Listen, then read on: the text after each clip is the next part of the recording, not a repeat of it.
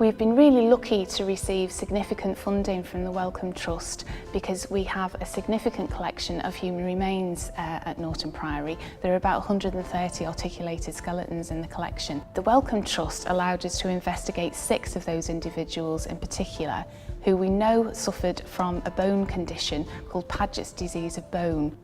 One of the things that's very special about the collection here is the high incidence of skeletons with signs of Paget's disease.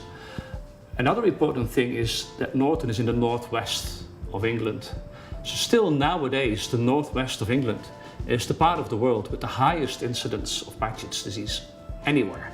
So it's quite interesting that in the medieval times, high incidence of Paget's, and nowadays still a high incidence of Paget's. One of the other things is the context of the Priory. There is quite a lot known about the people who lived here at the Priory, about their lifestyle, and that will allow us to do really an in-depth study of Paget's disease in its environment in a different time. Quite surprisingly, over the past 10 to 15 years, the incidence of the disease is declining, and we have absolutely no idea why. So having data from medieval period, where here at Norton we see a really high incidence of the disease, comparing that with modern day disease, could give us clues as to why the incidence is decreasing.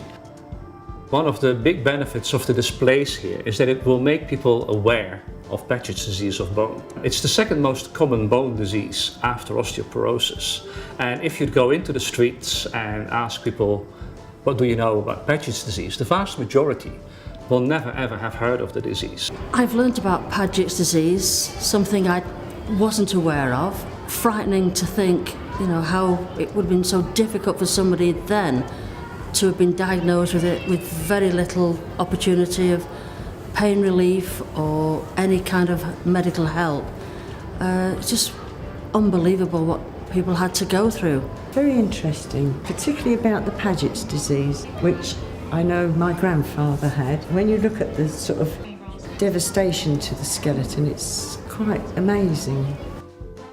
Since we've got that funding through the Wellcome Trust, my involvement here is to develop educational sessions through the teaching osteoarchaeology and human anatomy to various school groups that come and visit the Priory. The programmes that we develop are very important because it kind of gives you the behind the scenes of the museum life and what I do as an osteoarchaeologist, because what you see on display is just the end goal, but it kind of gives you that process of how we build up to that, how do we get the answers that we do.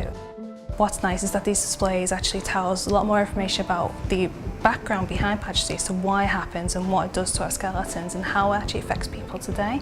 And to have that all on displays together and being able to display not only through the imaging but also through the video is actually quite nice to see. It was important to us that we asked people their opinions about the display of human remains because it can be quite a contentious issue. So we interviewed people from both the Paget's Association and various users and non-users of Norton Priory. People were very positive about being able to see human remains on display, but there was some concern from some people about having a complete skeleton so that you were able to offer respect to an entire individual in its completeness rather than seeing individual bones. So the way in which we've accommodated those opinions is we've been able to put 2 complete skeletons out who represent individuals who have a documented history at Norton Priory. So we're able to put them in much more of a context. Nothing interests people more than people, so we have at least 2 facial reconstructions on display that represent members of the Dutton family.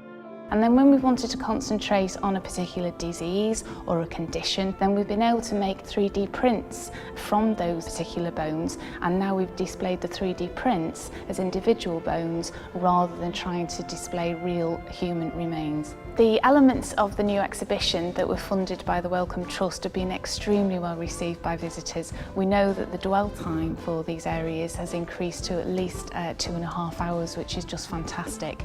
And the interactives, the digital autopsy, the display of the skeletons and the area that explains the different balance of humours, which would include the different treatments available from the canons at Norton Priory, is cited as one of the most favourite exhibitions.